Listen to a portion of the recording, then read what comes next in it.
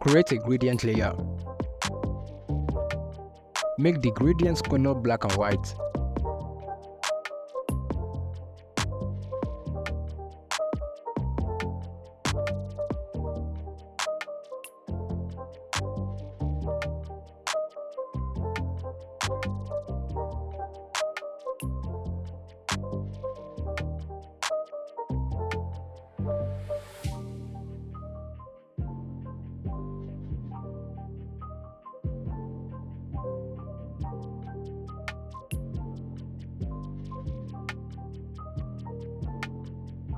Convert it to Smart Object.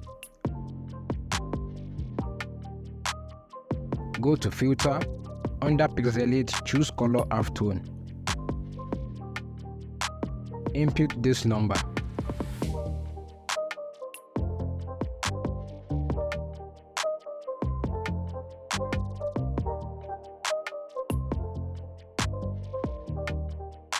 Change the blend mode to lighten. Now let's turn the background image to white and black. Simply go to Image, under Adjustment choose Desaturate. You can increase the depth of the color by doing this. Open a Curve Adjustment layer.